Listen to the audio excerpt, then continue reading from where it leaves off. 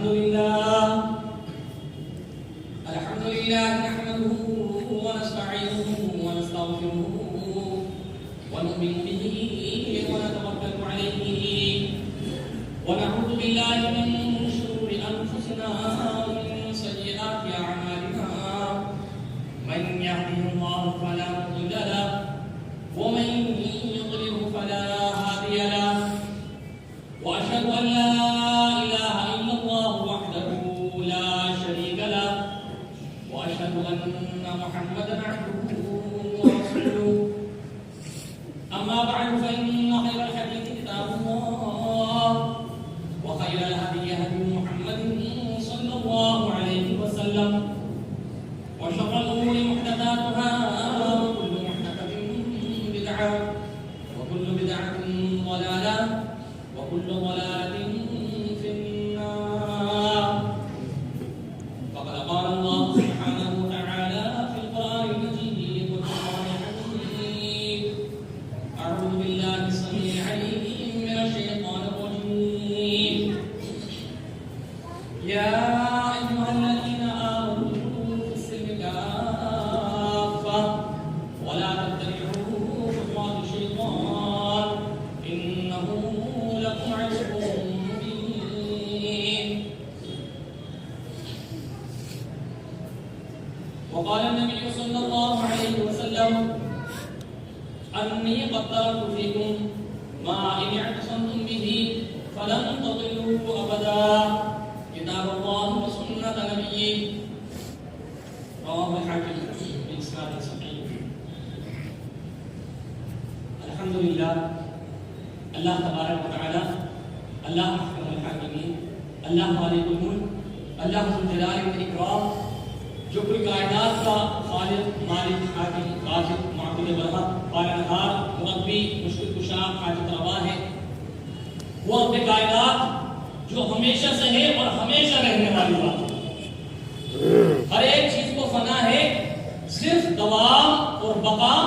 اسی رب ذو الجلال والاکرام کو ہے. وہ اللہ تبارک و تعالی، وہ احکم الحاکمین، جو اپنے تمام تر مخلوقات، صرف جن اور انسانوں کو نہیں، یا صرف وہ مخلوقات نہیں جو جن اور انسانوں کو آنکھوں سے نظر آتی ہیں، نہیں، بلکہ وہ تمام تر مخلوقات بھی کہ جو آنکھوں سے نظر نہیں آ رہی ہوتی ہیں، جو بالکل اوجھل ہوتی ہیں، جیسے سمندروں کی گہرائیوں کے اندر، زمینوں کی تہ کے اندر، آسمانوں کے اوپر، ہواؤں میں معلق رہنے والے، ہواؤں میں اڑنے والے ذرات تک بھی اگر ہیں تو ان کا بھی رازق، خالق اور مالک اور مربی صرف وہی اللہ تبارک و تعالی، وہی ان کو روزیاں دینے والا، وہی ان کے بھی تمام امور کو بحسن و خوبی انجام دینے والی ذات اور کل کائنات کے تمام نظام کو بھی چلانے والا وہی اللہ سبحانہ و تعالی، جس نے اپنی شفقت، رحمت، مودت اور فضل و عنایت کی ایسی مثالیں عطا فرمائی، بیان فرمائی، اور انہی نمونوں اور مثالوں کے تحت اس رب ذو الجلال والاکرام نے اپنی اس بشری مخلوق، ناری اور ترابی مخلوق، یعنی جن اور انسانوں کو جب اپنی شریعت کا مکلف بنا دیا،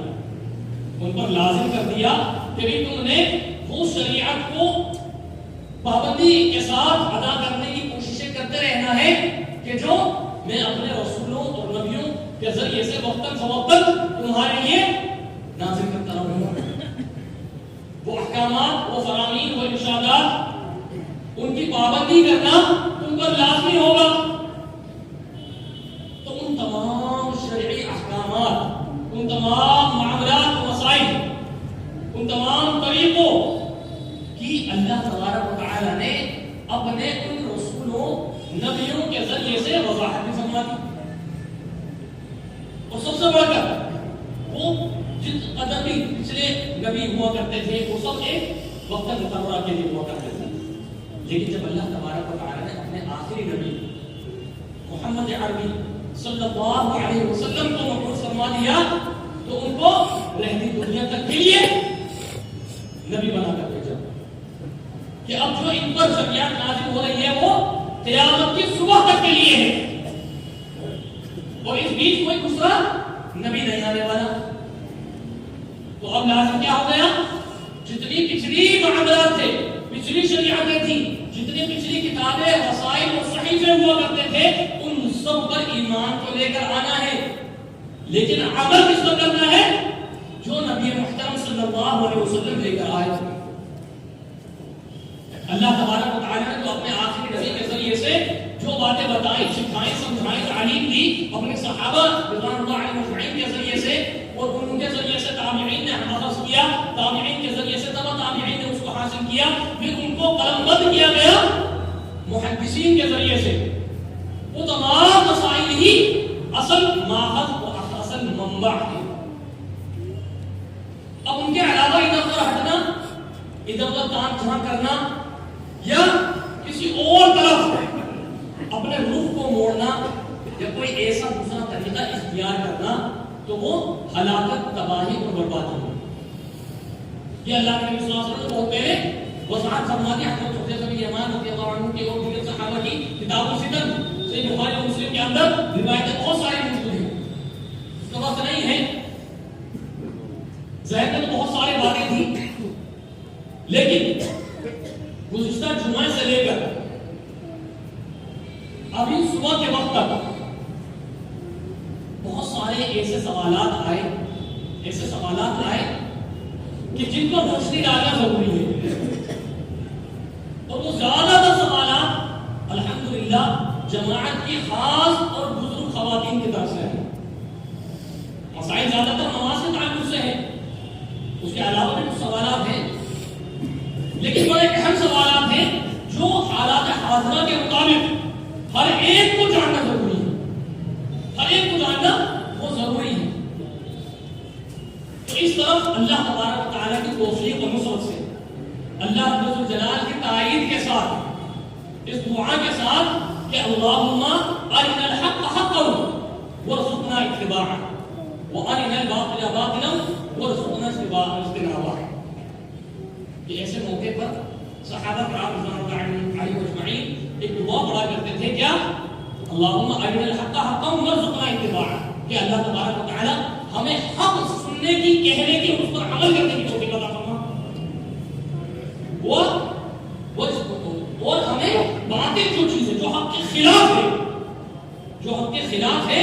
نہ وہ کہنے کی، نہ وہ سننے کی، اور اس سے اجتناب کرنے کی توفیق عطا فرما۔ تو اسی دعا کے ساتھ کہ اللہ تبارک و تعالی ہم سب کی اصلاح فرمائے۔ ہو سکتا ہے کہ ان سوالات میں ایسے سوال بھی ہوں کہ جو کسی کو برے لگ سکتے ہیں، کسی کی دل آزاری ہو سکتی ہے، لیکن بہت معذرت کے ساتھ منبر رسول کی جو ذمہ داری ہے، جو حقوق ہیں، ان کی ادائیگی کے تحت یہ تمام مسائل کی وضاحت کرنا بہت ضروری ہے۔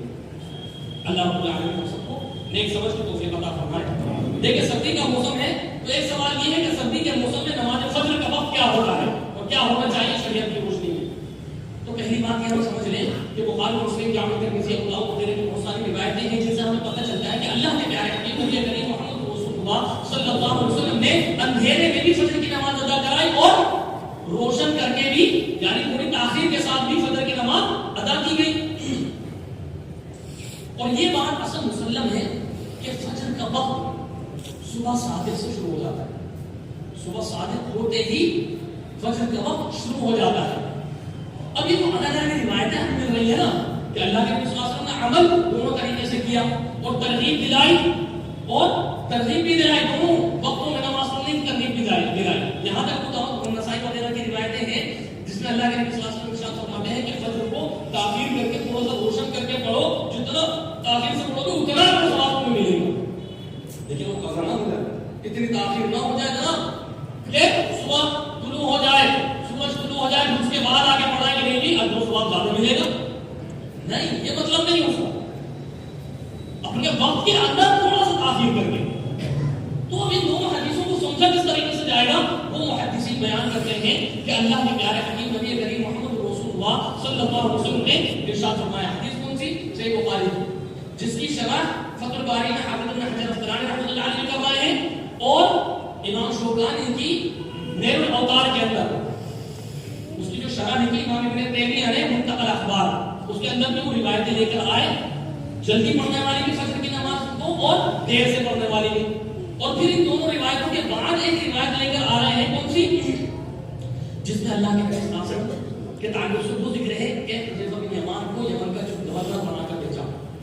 تو بہت ساری ان کو وصیتیں اور نصیحتیں فرمائی، بہت ساری باتیں ان کو بتلائی گئی، ہے نا، اوامر اور نواہی بتائے گئے کہ فرائض اس طریقے سے ادا کروانا، وہ ساری باتیں بتانا، یہاں تک ان کو بتایا کہ یسروا ولا تعسروا بشروا ولا تنفروا، کہ دیکھو آسانیاں پیدا کرنا، سختیاں پیدا نہ کرو دین کے اندر، اور ان کو خوشخبریاں دینا، قریب کرنے کی کوشش کرنا، بشارتیں دینا، ان کو متنفر نہ کرنا، ان کو بدظن نہ کرنا، نفرتیں والی باتیں نہ کرنا جس سے اختلاف اور انشقاق یا تفرقہ یا گٹ بندیاں پیدا ہونے لگ جائیں، ایسے کام نہ کرنا۔ اور ساتھ ہی یہ بھی نصیحت کی وصیت فرمائی کہ دیکھو سردیوں میں نماز کو نماز فجر کو تھوڑا جلدی پڑھنا، اور گرمیوں میں تاخیر سے پڑھنا، تھوڑا سا روشن کر کے۔ اس کے پیچھے نصیحت کیا ہے؟ محدثین یہ بیان فرما رہے ہیں، ذکر کر رہے ہیں کہ سردیوں میں راتیں لمبی ہوتی ہیں، راتیں لمبی ہوتی ہیں تو جلدی پڑھو، اور گرمیوں میں راتیں چھوٹی ہوتی ہیں، جلدی سے لوگوں کی نیندیں پوری نہیں ہو پاتی، تو اس لیے تھوڑا سا تاخیر سے روشن کر کے پڑھو۔ لیکن ویسے لوگوں کا کوئی علاج نہیں ہے جناب اس میں کہ جو جان بوجھ کر وہ تاخیر سے آدھی رات کے بعد سو رہے ہیں، جبکہ حکم کیا ہے کہ جلدی سے جلدی سونے کی کوشش کرو۔ عشاء کی نماز کے بعد دنیا میں کوئی کام میں مشغول اللہ کے نبی صلی اللہ علیہ وسلم نہیں ہوا کرتے تھے، صحابہ کرام نہیں ہوا کرتے تھے، تو یہ عمل کبھی ہو پائے گا جب اپنے روٹین کو صحیح لے کر چلنے کی کوشش کریں گے۔ اسی تعلق سے ایک دوسرا معاملہ ہے موضوع پر مسح کا کیا طریقہ ہے، اور موضوع پر مسح کس طریقے سے ہوگا، کیا اس کے معاملات ہیں، ایک تھوڑی سی اس کی وضاحت تو مختصر طور پر میں بتاؤں۔ صحیح مسلم کی ایک روایت ہے جس میں اللہ کے نبی صلی اللہ علیہ وسلم کی جرابوں کے اوپر مسح کرنے کا طریقہ جو بیان ہو رہا ہے وہ کس طریقے سے، ہاتھوں کو گیلا کر کے تھوڑا سا پانی نہیں لینا ہے، ہاتھوں کو گیلا کر کے اور پھر انگلیوں کی طرف سے اوپر کی طرف جانا ہے،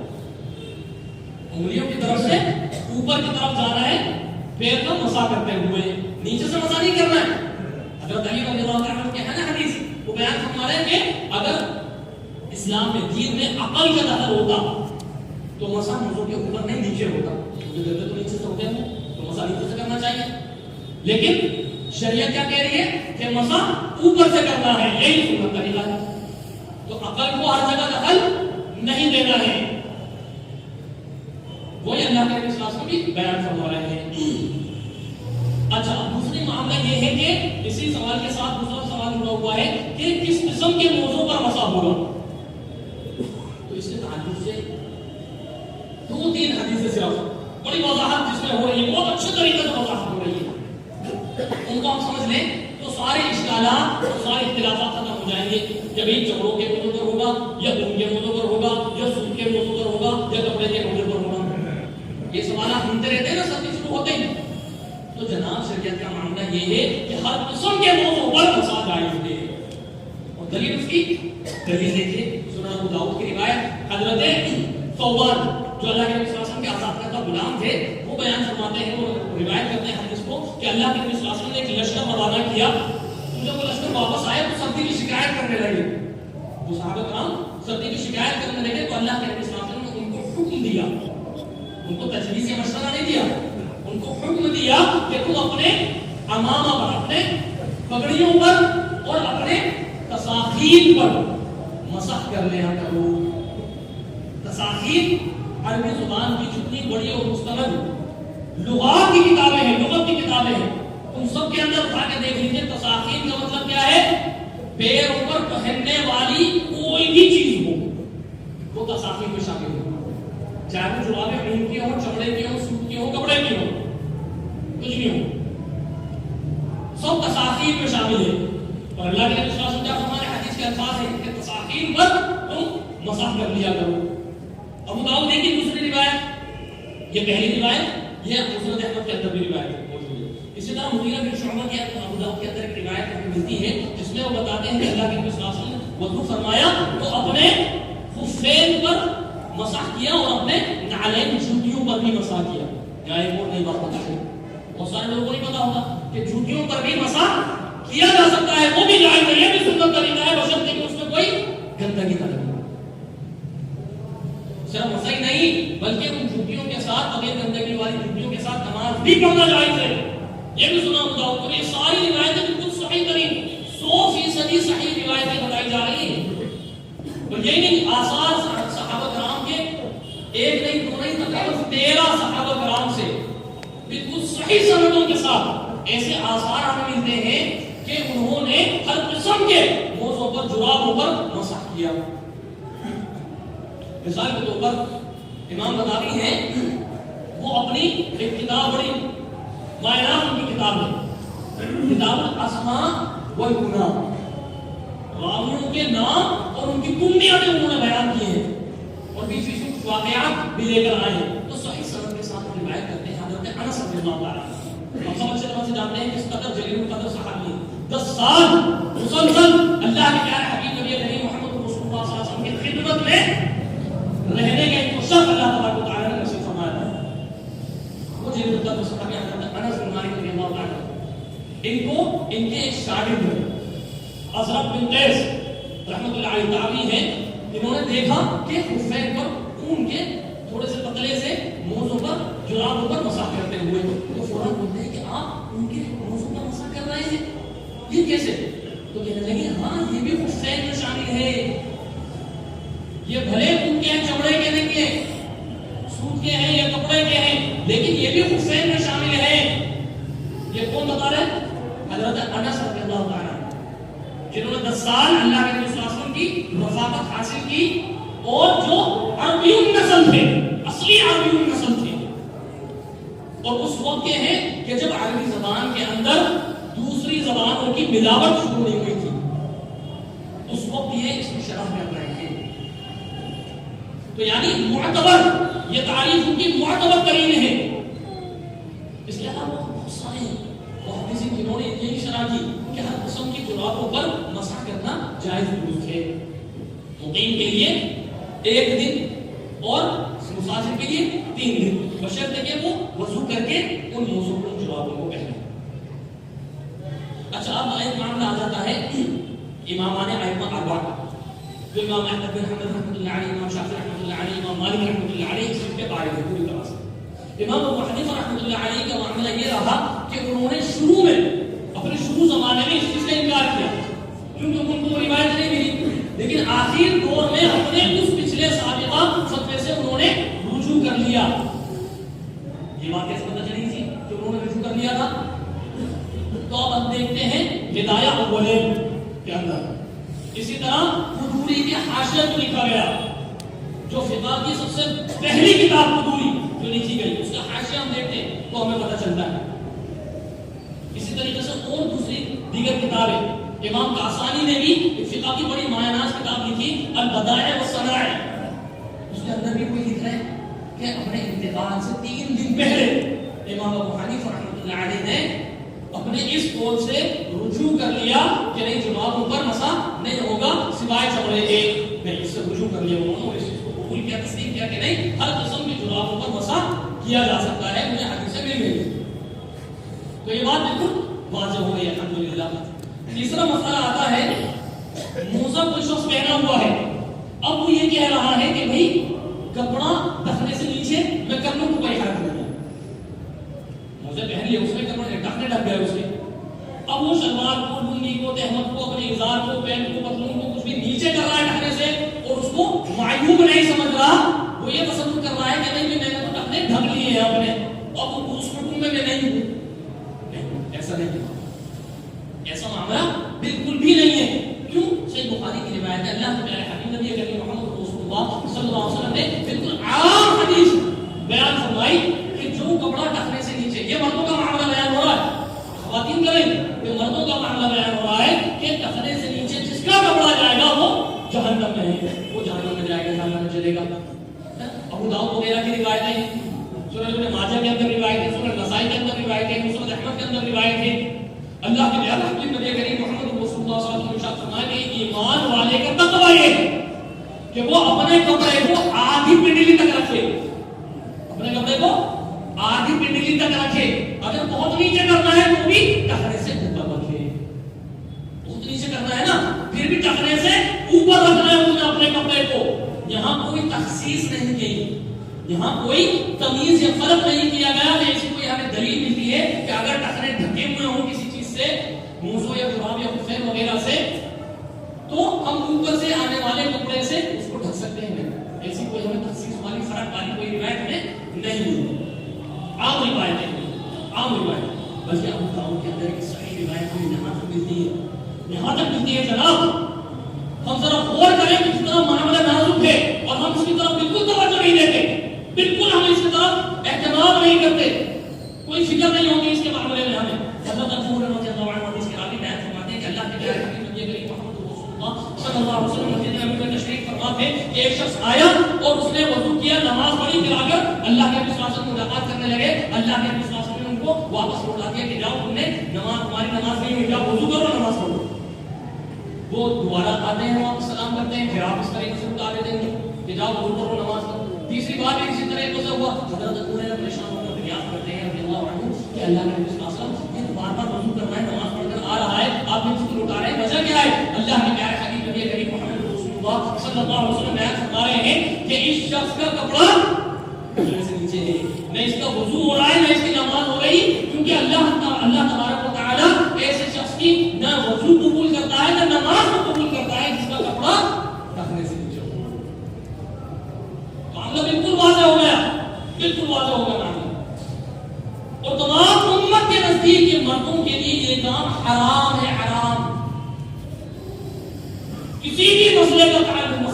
مسلک سے تعلق رکھنے والا کوئی عالم ہو، فقیہ ہو، مفتی ہو، کوئی بھی ہو، سب کا اس بات پر اتفاق ہے کہ مردوں کے لیے کپڑا ٹخنے سے نیچے رکھنا مطلقاً حرام ہے۔ اسی کے تعلق سے ایک اور سوال تھا نماز کے بارے میں کہ سجدے کی حالت میں نہیں، اگر کوئی شخص شال وغیرہ پہنا ہوا ہے، شال لپیٹا ہوا ہے، مفلر لپیٹا ہوا ہے، سردی کا موسم ہوتا ہے، تو اب ایسی صورت میں رفع کس طریقے سے کرے؟ رفع تو کرنا ہی ہے نا، ہر حال میں کرنا ہے۔ اور اس کی صرف ایک دلیل میں آپ کو دوں، حضرت تمیم داری سب سے آخری میں ایمان لے کر آنے والے صحابی، صحیح مسلم کی روایت ہے، وہ بیان فرما رہے ہیں کہ اللہ کے پیارے حبیب نبی کریم محمد رسول اللہ صلی اللہ علیہ وسلم نے کہ پیچھے تیرے نماز پڑھی تو آپ کپڑے پہنے ہوئے تھے، شال لپیٹے ہوئے تھے، چادر اوڑے ہوئے تھے، اس کے باہر سے ہاتھ نکال کر آپ نے رفع دین کیا، لوگوں کو دکھاتے ہوئے۔ یہاں دو باتیں پتہ چلی، کیا باتیں پتہ چلی؟ کہ رفع دین منسوخ نہیں ہوا تھا، رفع دین منسوخ نہیں ہوا تھا۔ آخر میں ایمان لے کر آنے والے ہیں صحابی، وہ بیان کر رہے ہیں۔ دوسرا مسئلہ جو اصل سوال تھا وہ واضح ہو گیا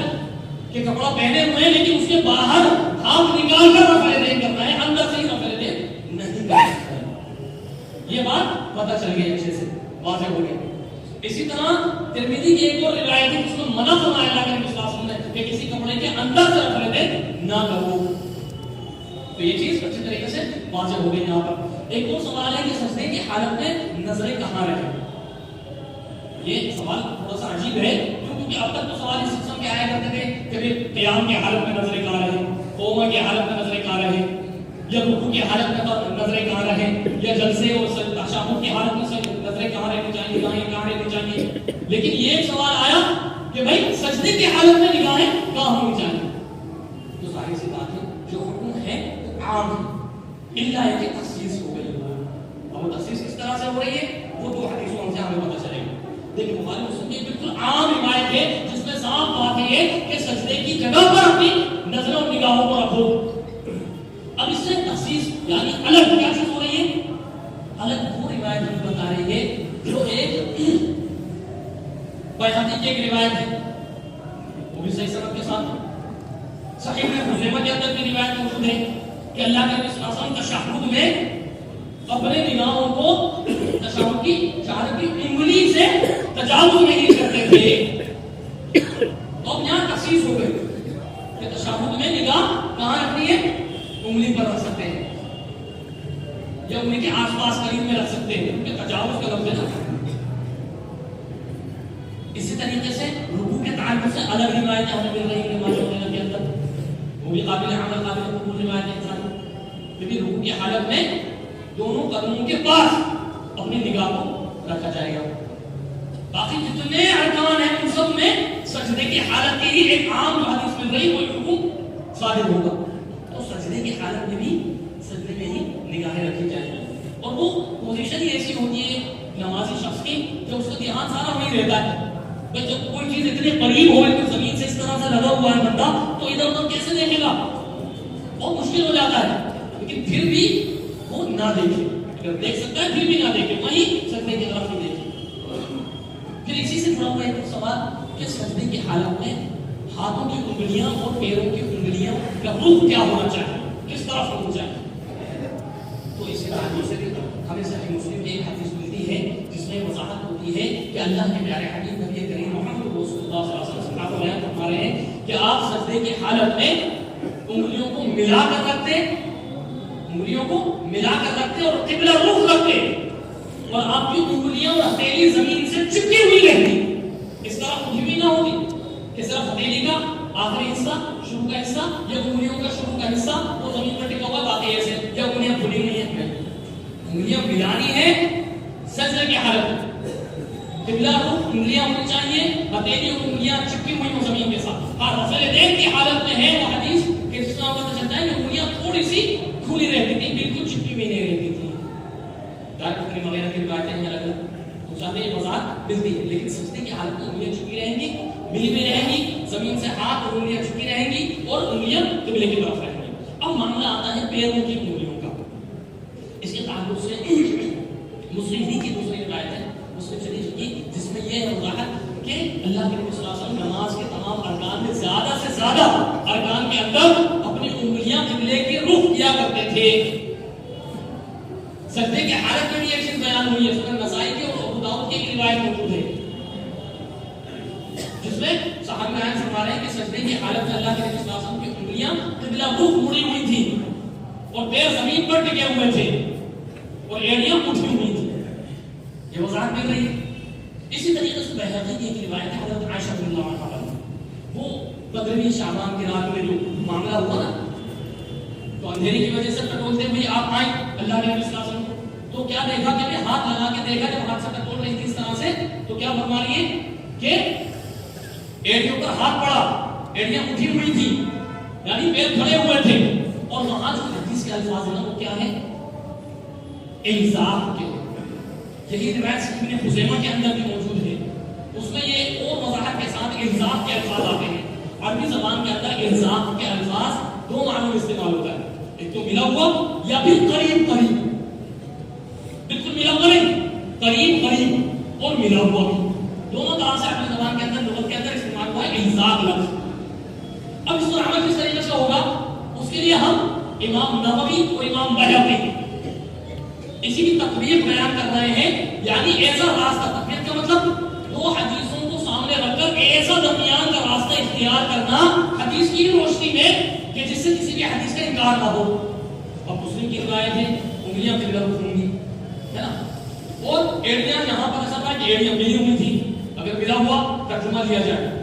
تو امام نووی اور امام بہقی اس کی تفسیر اس طریقے سے بیان فرما رہے ہیں. اس نے تین راستے بتا رہے ہیں, دو طریقے بتا رہے ہیں کہ جو چاہے وہ مسلم والی روایت پر عمل کرنے کی انگلیاں قبلہ رخ ہوں, جو چاہے وہ صحیح ابن خزیمہ اور بہقی والی روایت پر عمل کر لے کہ ایڑیاں ملا لے یا قریب قریب کر لے بالکل.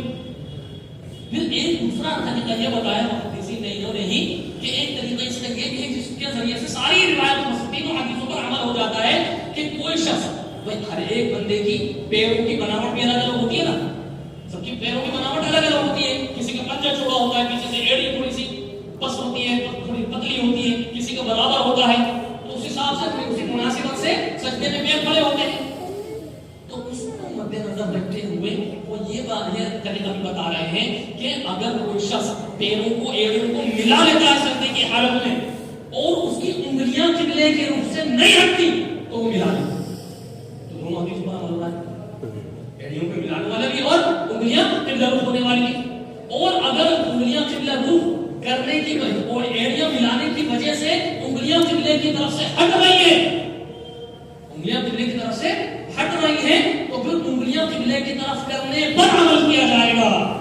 کیوں؟ کیونکہ وہ صحیح مسلم کی روایت ہے صحیح ستہ میں سے جو ہے، جبکہ صحیح بیہقی اور صحیح ابن خزیمہ صحیح ستہ میں سے نہیں ہے، تو فوقیت اس کو دے دی ہے صحیح ہے میں سے. اور اگر تو پھر بھی قریب قریب لانے کی کوشش کریں گے تاکہ جو انصاف کا دوسرا مطلب ہے اس پر عمل ہو جائے. ایک طریقہ بتاتے ہیں. اسی طریقے سے ایک اور بات تھی، وتر کی نماز میں غیر قانونی کو چھوڑنا، یہ کیسا ہے؟ چھوڑ سکتے ہیں یا نہیں؟ اس پر کوئی قضا ہوگی یا وتر کی نماز اٹھائے گا تو نہیں، اٹھانے کی ضرورت نہیں ہے. دعائیں قنوت اگر چھوٹ جاتی ہے تو اس کی وتر کی نماز ہو جائے گی، مکمل ہو جائے گی. بلکہ کچھ محدثین نے تو یہاں تک ذکر کیا ہے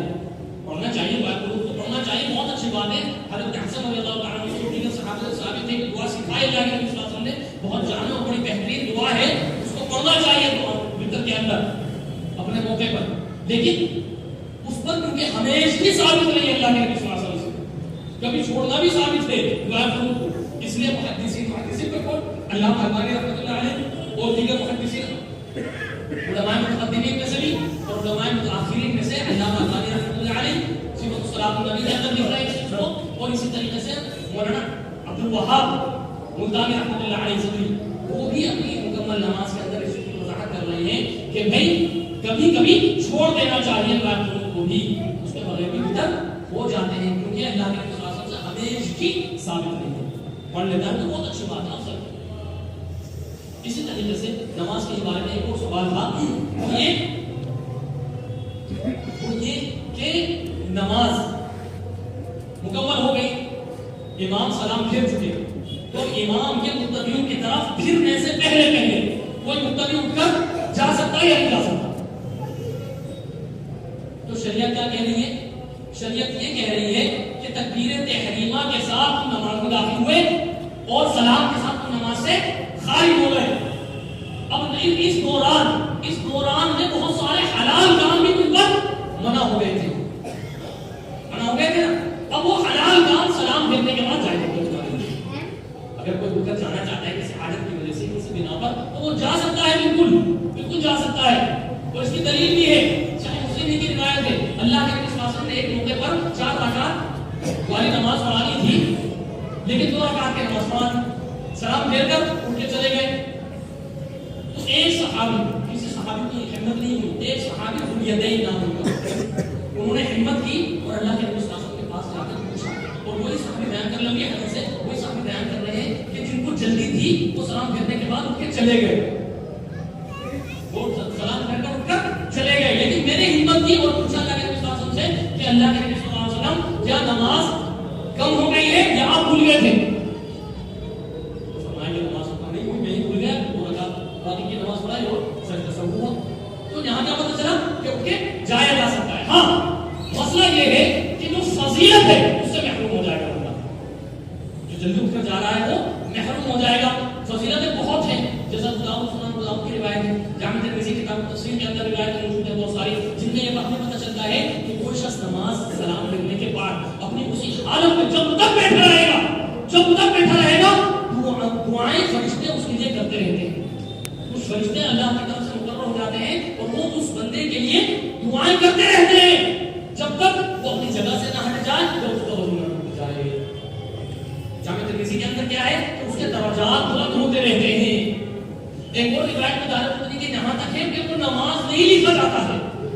نماز نہیں لکھا جا رہا ہے جب تک وہ اسی حالت میں بیٹھو ذکر و اذکار کرتا چلا جا رہا ہے. اب ایک حدیث ہے جس میں اللہ کے نبی صلی اللہ علیہ وسلم کے تعلق سے یہ آتا ہے کہ فن صرف رسول اللہ صلی اللہ علیہ وسلم کہ اس دعا تک پہنچے اور پھر آپ پھر گئے.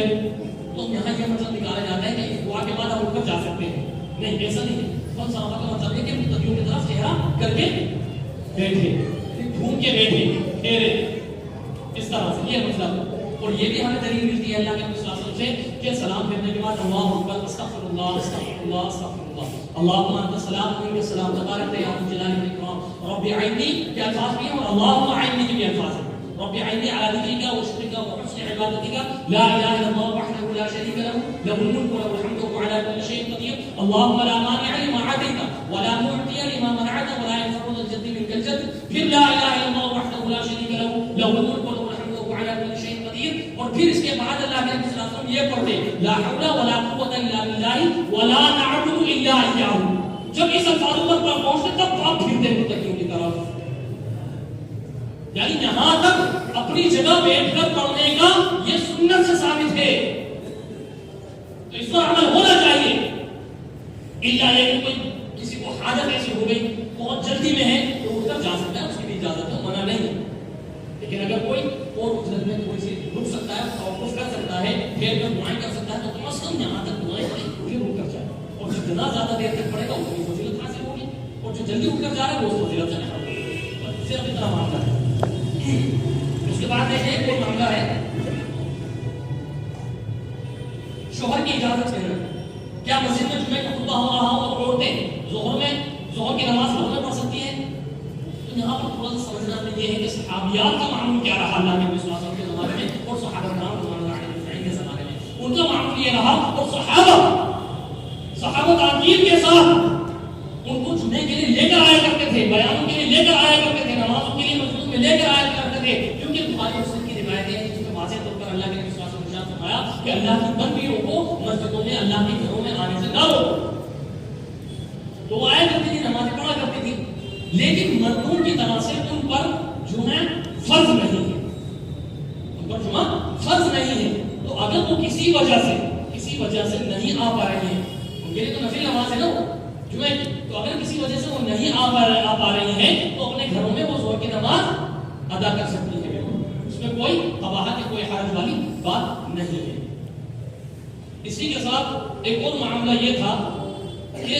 شوہر کی اجازت کے بغیر عورت روزہ رکھے یا نہیں، تو یہ نفلی روزہ رکھنے کی اجازت شوہر سے لینی ضروری ہے. فرض روزہ اگر اس کو کوئی شدہ ہوا یا رکھنا چاہ رہی ہے، رکھنا ہے اس کو، تو وہ اجازت شوہر کی لینے کی ضرورت نہیں ہے. ابو داؤد، نسائی، ابن ماجہ وغیرہ کی بہت ساری روایتیں اس کے تعلق ہیں. لیکن نفلی روزہ اگر وہ رکھنے جا رہی ہے تو پھر شوہر کی اجازت لینی ضروری ہے اس کے لیے. اسی کے ساتھ ایک اور معاملہ یہ کہ امام اکثر لوگ امام کی منبر پہ اترنے سے پہلے نماز کے لیے کھڑے ہو جاتے ہیں. یعنی جمعہ کا خطبہ ہو رہا ہے، امام ابھی نیچے نہیں اترے، خطبہ ختم کر کے اور بہت سارے لوگ کھڑے ہو گئے نماز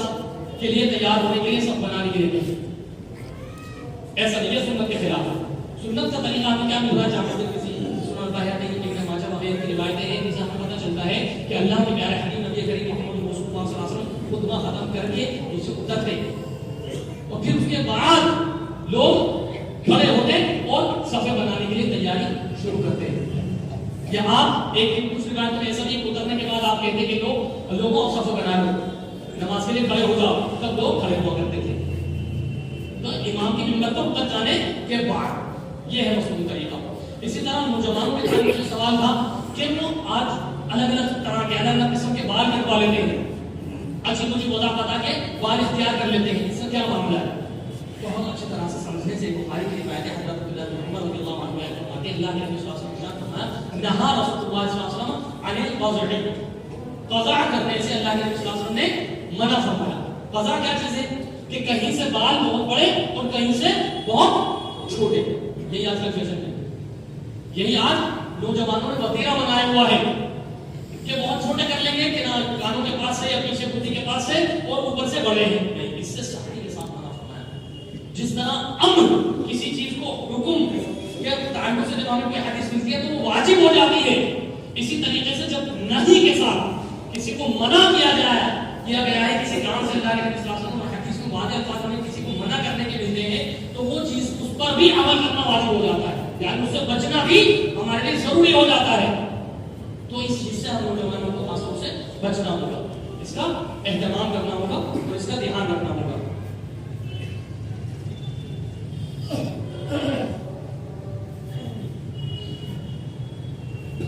کچھ نوجوان دعوت تبلیغ کا کام کرنا چاہتے ہیں تو اس کا طریقہ کار کیا ہوگا؟ جماعت بندی کی اہمیت، یہ دونوں یا صرف ایک دوسرے کے ساتھ جڑے ہوئے سوالات. اصل میں 3 یا 4 سوال بڑے اہم تھے جو رہ گئے ہیں. انشاءاللہ پھر اگر موقع ملے گا تو اس کی طرف توجہ دلائیں گے انشاءاللہ. اللہ تبارک و تعالیٰ سے التجا ہے کہ مولا ہم سب کو صحیح معنوں میں کتاب و سنت کے مطابق اور موافق ہی عمل کرتے رہنے کی توفیق عطا فرما دے. مختصر طور پر 2 جملوں میں یہ وضاحت کر دوں اور اس کی دلیلیں بہت ساری ہیں. جب دلیلیں جس کو چاہیے ہو تو بعد میں بھی رابطہ کر سکتے ہیں، تو انشاءاللہ ان کو دلیلیں دے دی جائیں گی۔ دیکھیے جماعت بندی کے ساتھ رہنا بہت زیادہ ضروری ہے، امین کی اطاعت و فرمانبرداری کرنا بہت زیادہ ضروری ہے۔ دعوت و تبلیغ، ایسی دعوت و تبلیغ کہ جس میں مجمع اکٹھا ہو، کوئی خاص وقت، خاص جگہ یا خاص مقام یا دن مقرر کر کے بیان و تقریروں کا معاملہ اختیار کیا جائے، اس کے لیے امیر کی اجازت کا ہونا نہایت ہی ضروری ہے۔ اور ایک نہیں کئی روایت اس کے تعلق سے موجود ہیں جو پوری طرح سے بالکل صحیح سندوں کے ساتھ موجود ہے۔ ہاں انفرادی جو تبلیغ ہے، دعوت کا کام ہے، کسی شخص کو کوئی غلط کام کرتے ہوئے دیکھا اس کو سمجھا، اس کے لیے وہ اجازت کی ضرورت ہے، لیکن اور یہ آسان سے ہمیں مل رہا ہے۔ اللہ کے نبی صلی اللہ علیہ وسلم کی حدیثیں تو ہیں موجود، اس کے علاوہ ہمیں صحیح سندوں کے ساتھ صحابہ کرام کے اندر درمیان میں ایسے معاملات ہوئے تو انہوں نے سختی کے معاملہ رویہ اختیار کیا ان صحابہ، دوسرے صحابہ کے ساتھ جنہوں نے ایسا کام کیا بغیر اجازت، تو ان کے ساتھ انہوں نے سخت رویہ اختیار کیا۔ ایسی دلیلیں موجود ہیں صحیح ترین روایتوں کے ساتھ۔ تو اس کے تعلق سے بھی بہت زیادہ ضروری ہے کہ اس طرح ہم دھیان دیں۔ انشاءاللہ یہ آخر کے کچھ مسائل ایسے ہیں کہ ایک بار پورا جمعہ خطبہ بھی ناکافی ہوگا،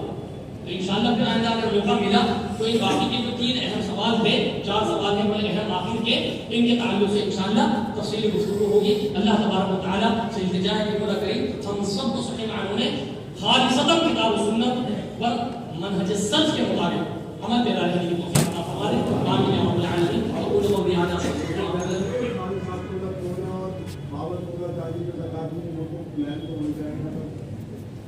دیکھیں میں وہ انہی سوالات میں موجود ہے، مختصر طور پر میں آپ کو بتا دوں کہ بالکل صحیح حدیث موجود ہے جس میں سونے اور چاندی کے وزن کے بارے میں ذکر موجود ہے۔ مستدرک حاکم کی روایت ہے جو انہوں نے صحیحین کی شرط پر اس کو صحیح قرار دیا، امام حاکم نے۔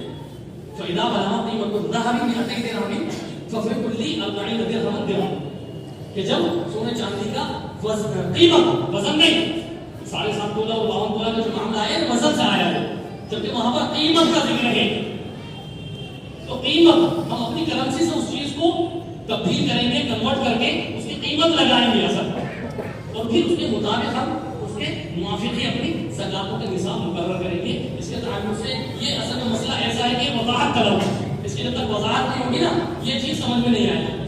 تو انشاءاللہ پھر اللہ رب العالمین کی زندگی میں موقع دیا توفیق عطا فرمائے تو اس کی وضاحت ہوگی۔ اور بھی 2-3 اہم مسائل ہیں، اللہ رب العالمین سب کو کہنے سننے سے زیادہ عمل کی توفیق عطا فرمائے۔ اقول قولی ھذا استغفر اللہ لي ولكم ولسائر